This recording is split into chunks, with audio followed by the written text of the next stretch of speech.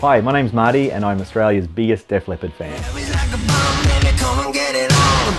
like a lover with a red iPhone, looking like a tramp, like a video bam. Demolition woman, can I be your man? 1989, September, I was in year 9 at high school. Wasn't interested in music whatsoever. Never bought an album or a cassette or a record or anything. And then one day I'm at home and this commercial comes on the TV and it was playing this song and it just captured my attention. Now, as it turns out, it was the ad for Hysteria and it was Rocket that was playing.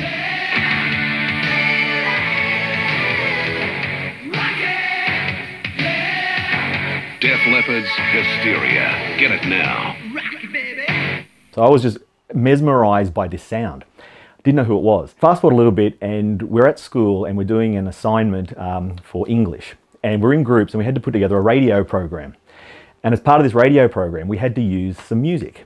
And one of the guys in my group, he actually brought in a cassette of songs that he'd recorded off the radio. Now he was actually fast forwarding through it, trying to find Bat Dance by Prince. And he presses play and there's that song. It's like, that's that song I heard on the commercial. So he actually lent me the tape. I took it home, I played that song over and over and over again. Absolutely loved it.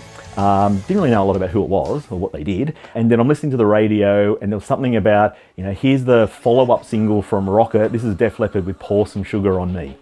And as soon as I heard that, I felt like I'd been struck by lightning a second time and it was all over from that point. To this day, still the greatest thing I've ever heard. So my life basically changed from hearing that TV commercial.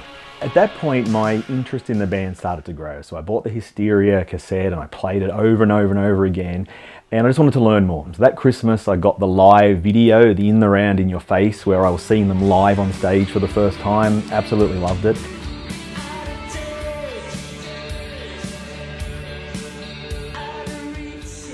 Then went and bought all the back catalogue, firstly on cassette, and then I got into the big boy music and started getting CDs instead. So I've pretty quickly caught up to everything that they'd released. For that Christmas, I got my very first Def Leppard t-shirt, which I still have. And so from there it just grew. Then became the wait till they released their next album. And this is pre-internet, so any little snippet I can get from a magazine or anything, I'm just digesting everything I can learn about this band. Buying all the singles, you know, going into every record shop I could find just to see if there was anything that I'd missed. Anything in the Def Leppard catalogue, playing at that stage their first 4 albums just over and over and over again, and very quickly just became my thing, and it just went from there.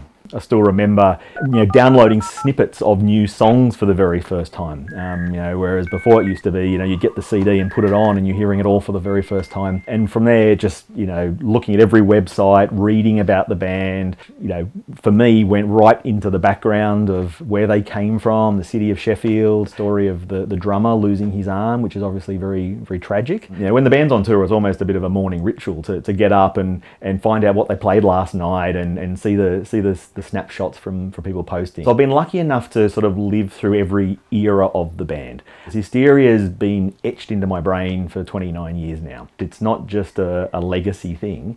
I imagine that if I'd never heard of Def Leppard, but I heard their most recent album, I would have been converted like I was all those years ago and would be going back like I did all those years ago and collect everything that I could. So so really my appreciation of what they do now is probably even greater than it's ever been throughout any part of the journey that I've been on with them.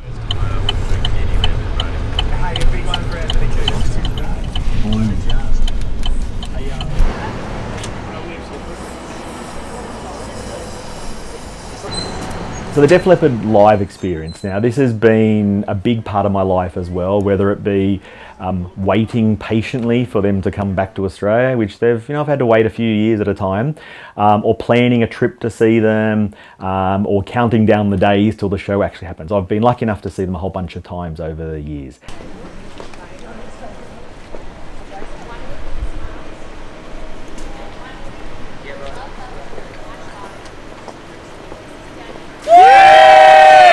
Way better. Thank you so much. And they're not just any band. They don't just set up on stage and get out the instruments and play.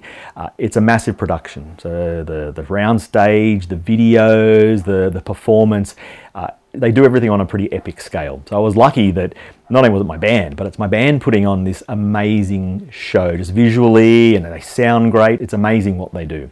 And luckily they've kept that going for many, many years. And you know, I'm lucky. My favourite band is a band that puts a lot of effort into the production element to make their shows something very, very spectacular.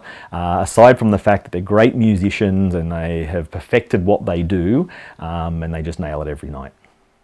And for one night, everybody's favourite band is my favourite band.